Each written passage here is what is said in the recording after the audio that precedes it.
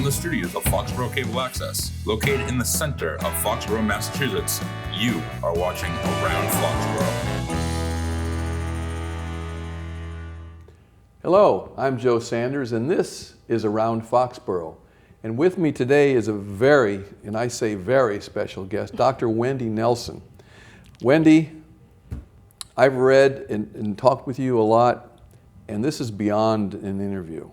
So would you be embarrassed, or would you accommodate me and I want to turn this program over to you and you talk about what's important, because this topic is phenomenally important. And I'm not talking climbing the mountains. I mean, that's part of it, but that's not really the focus of where your end game is here. So Correct. Could you go ahead and let us know everything you can let us know? Sure. So my name is Wendy Nelson. I'm a PhD scientist by training, so I've been in the biotech world my whole career. I'm the mother of 3 wonderful daughters, and unfortunately I'm an ApoE4 homozygote, which means I carry 2 copies of what is known as the Alzheimer's gene. So yes, I've got a lot of Alzheimer's in my family. My great aunt, my grandfather, my mother all passed away from the disease, and now my father is currently battling it. Again, I carry 2 copies of the Alzheimer's gene, and all 3 of my daughters carry 1. My sisters also carry 2, so it's deeply entrenched in my family, and I'm basically doing everything I can to help encourage and help change so that the industry can develop new pharmaceutical drugs to help people like me, because currently there's nothing out there. So tell us about your journey. I mean, you and I have talked, but I think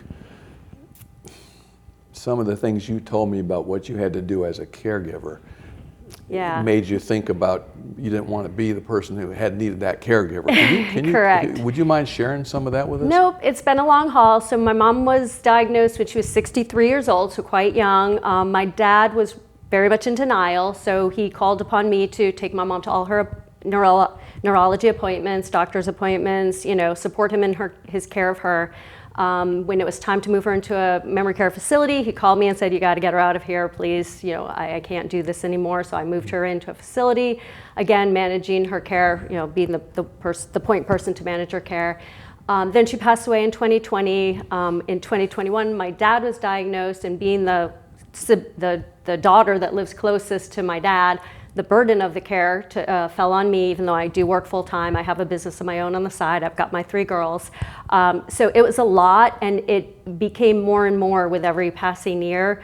So much so that the burden is tangible, and I don't want to do that to my children. I won't do that to my children. So I have explored physician-assisted euthanasia for the end of my life right now, because there is nothing for my subset of Alzheimer's disease, which is an ApoE44 homozygote. So in parallel, I am fighting the best fight I can in terms of taking care of myself, my physical and personal healthy living, healthy lifestyle, and also working with the biotech industry, working with advocacy groups, trying to encourage the right clinical trials to be done as soon as possible, trying to speed up development of hopefully some more tools in our toolbox that could potentially save people like me. Yeah. But if there is nothing in time, that is my fallback plan. Yeah. Well, you mentioned something to me. Actually, I had privy to something that you produced that you'll be sharing, I think, with the FDA before too long. Correct. And you mentioned in there about what's necessary, yes. and what's not available now, and the comparison to cancer. Yes. Can you share that? Because I think yes. that's important for people to understand. Yes. So in the past handful of years, 2 drugs have been developed and marketed for Alzheimer's, and that would be Leqembi and Kisunla. And these were considered big wins because no progress had been made in the Alzheimer's field for over 20 years. They're anti-amyloid or amyloid-clearing drugs, and they have been found to be efficacious in a certain subset, a large subset of Alzheimer's patients, in keeping them stable and preventing further cognitive decline. Unfortunately, the subset of Alzheimer's patients that are ApoE44, like me, carrying 2 copies of that Alzheimer's gene, we are the most likely to get Alzheimer's at a younger age, and the disease progresses most rapidly. However, we are also the subset of people that get the most brain bleeds and microhemorrhages and swelling in the brain. So we are the ones that get the negative side effects of those 2 drugs. So I don't consider myself a candidate for those drugs. Some people will take them knowing the risks, and they've, a lot have had some bad results. Being asymptomatic right now, I would not choose to take one of those at all. So actually there's really nothing out there that is safe for my subset of Alzheimer's folks to take. So it's really back to square one for you. Exactly. Okay. And I know you're in biotech, so you have I don't want to use the word connections, but relationships with people in the same field. It's kind of like one of these things. You're like the superwoman of this fight, actually.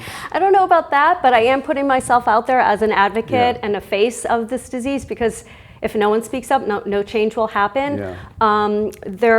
There are some drugs in development. There are some in development that have shown to have some cognitive improvement or some clinical efficacy in MCI, mild cognitively impaired people, that have been found to be safe and have 0 side effects in ApoE44 folks. The problem with that is that they need more money. They need to run their proper clinical trials. Prevention trials last 6 to 8 years. I don't have that kind of time, unfortunately, nor do a lot of other folks that are in my shoes. So we need to find ways to speed up the process at the FDA, and to speed up acceptance of maybe looking at surrogate endpoints and putting more funding. Right now they're cutting funding right and left. We need more funding going to the appropriate trials and the appropriate subsets to hopefully get some more effective treatments, approved in time for people like me. Yeah, wow. Well, I want to mention something which is on topic. My first, when I delved into learning about you, the first thing wasn't the Alzheimer's, it was you climbing Kilimanjaro, right? Correct. And then I watched a previous interview of you where you were, I think you were about to do it. I can't remember. To do it, yes. And you were talking about, this was fascinating, which is a little off topic, but it's part of this things people should know too. When you talk about the influence or what happens the higher you go in the atmosphere, and whatever it was, and you said, well, we'll find out. I was dying to ask that question. I loved climbing Kilimanjaro. I made it to the summit with no problem. Okay. Sadly, we did see an older man from a different group have a cardiac incident and die on the mountain in front of us. So high altitude is a very real thing. It's dangerous. You need to listen to the signs your body sends you, and if you are having any kind of issue, you need to turn around and go down. That we were up over 19,000 feet. So that was my first foray into high altitude mountain climbing. This past February, I climbed Cotopaxi, which is a little bit higher. Right. And it was a little more technical. We actually had to be roped together and use crampons and ice picks, and and we actually had to be we actually had to learn self-arrest skills before we were allowed to summit, to make sure we knew if we started slipping down the mountain how to stop ourselves in the ice so that we wouldn't fall off the ledge, which was a very high mountain.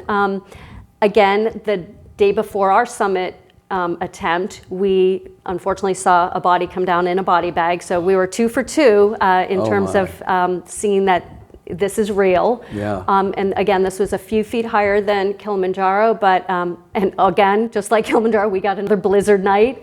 Unusually windy, whipping winds, to the point where you had to crouch down sometimes so you didn't get blown off the side of the mountain.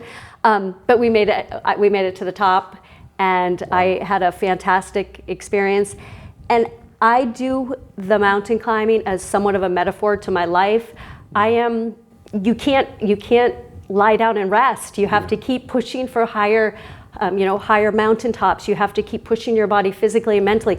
It is so important for people with the propensity to potentially get Alzheimer's someday to stay for a healthy living and to stay very fit. So I exercise, whenever possible. I compete in triathlons. I've recently picked up pickleball. I swim, bike, run, mountain climb. I do weight training, whatever you can. I have cut back on my sugar intake. I don't eat much red meat at all, if none. I've cut out processed meats. There are a lot of things you can do for everybody, for healthy aging. But if you do carry 2 variants of ApoE4 like I do, it is more crucial because 95% of people with ApoE4 will carry the pathology in our brain, 95%. So anything I can do that can delay and push off cognitive decline while I'm waiting for drugs to get developed and approved, I will do what I can. Absolutely. So it's sort of my just my healthy living, positive thinking, reach for the stars mantra. This is a little bit out of line, but not totally. It reminds me, I had a moment in my life, I think I shared with you, where I lost a child, and my father-in-law was the first one to tell me.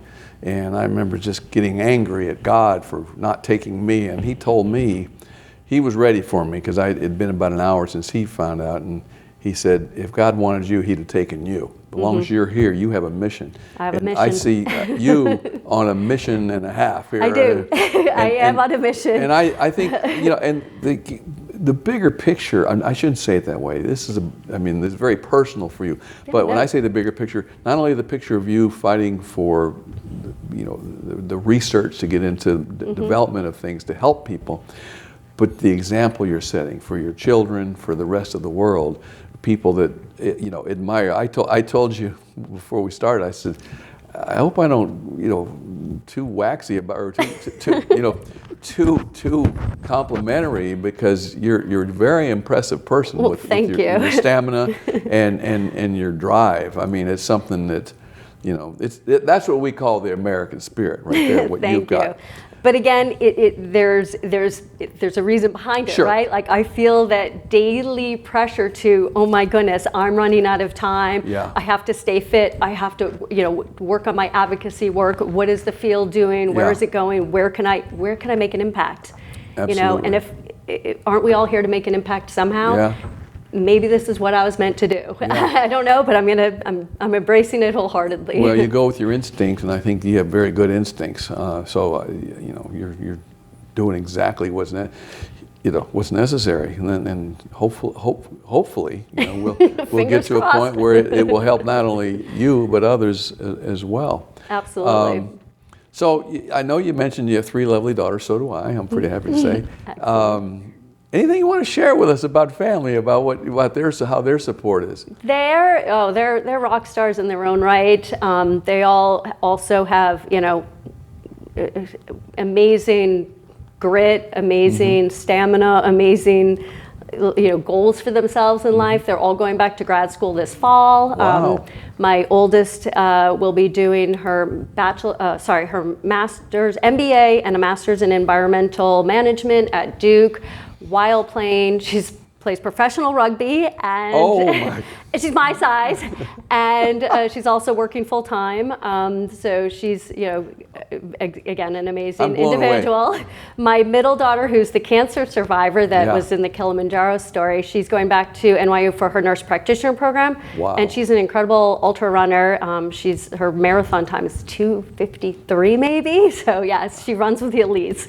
She's incredible. And then my youngest just graduated from UCLA. She's going to go to Spain next year for a master's in biotechnology, and she also embraces all sorts of sports. So they're great kids, doing wonderful things, and they're super supportive of everything I'm doing.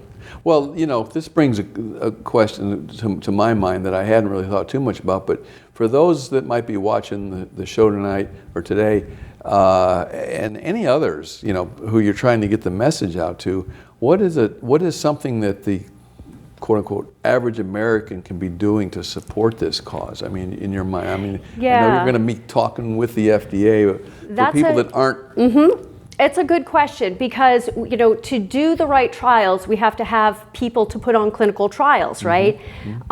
Not many people know that they carry that they're a 4/4, that they have 2 copies of this Alzheimer's gene. If folks can stomach the results, if you have Alzheimer's in your family and you're willing to do 23andMe and find out your status, by all means do so. We need more people on clinical trials. And then what everyone should be doing from themselves is healthy living, right? Right. I mean, the number of dementia cases, I think the number of all people living with Alzheimer's in the US right now is 7 million. That's supposed to double by 2060. It's such a prohibitively expensive disease. It's going to be such a burden on our healthcare system. Stay healthy. Do what you can. Everybody exercise more. Turn off the screens, cut down on sugar, cut down on, there are things you can do. That's Stop great smoking, advice. stop drinking, right? Like, don't we all want to live as healthy as we can for as long as we can? It's not just about living longer, it's about living healthier for longer. Well, they kind of go hand in hand, right? Yeah. They do, but the amount of, things people suffer from in the end years, it really ruins their quality of life. So I only want to be around as long as I'm living a wonderful quality of life. So you said, is it 23andMe or 23? 23andMe, the company that does, but there's actually all kinds of genetic testing companies now. That's just the one I used. Interestingly, just in May of this year, the first blood test for Alzheimer's was approved by the FDA. Wow. It measures a ratio of a certain tau protein to the beta amyloid protein, and based on your ratio, it can indicate whether you have the plaque buildups in your brain. And so it's the very first blood-based test that we have, so people don't have to do a spinal tap or the very expensive brain imaging. Okay, so that's available now to everyone. That is now available. Yes, I just read today Quest Diagnostics is now offering it. So yes, it's available, and that is a fantastic news for our industry because the number of people that might figure out, or physicians might start ordering it if they're suspecting. Well, that's what I wanted to ask you. Is this something that has to be prescribed to take that blood test, or do you know? I don't know, but I think you could ask your physician, and I don't see why they wouldn't do it. Right? I mean, just like with oncology, we don't wait for a tumor to get to the size of a watermelon before treating it. Alzheimer's, right now, people are hesitant to find out because there is no treatment for some subsets of Alzheimer's. Again, some subsets. There are Leqembi and Kisunla out there for a majority. But again, if the earlier you know, the better we are. We can tweak our lifestyle. We can look for clinical trials for ourselves, or we can hopefully take an oral pill someday that will just prevent it from happening in the first place. Which it isn't. There are such things in development. Just the appropriate prevention trials need to be done. Yeah. Well, as I was prepping, if you want to call it that, to actually meet you in person. We had a phone conversation a couple of days ago, and I've seen a video that you've prepared in talking about 23andMe, and I thought I should do this, but then again, crying out loud, if I find out the results, is it better? But no, it's not better to be dumb and happy. Fat, dumb, and happy. It's not for everybody. Honestly, a lot of interviews have asked me that question: should everybody get genetically tested? I think until there's more tools in our toolbox, more treatments available. Otherwise, if you had my status, you might just want to bury your head in the sand. I'm trying to use it to empower myself and to make change out there.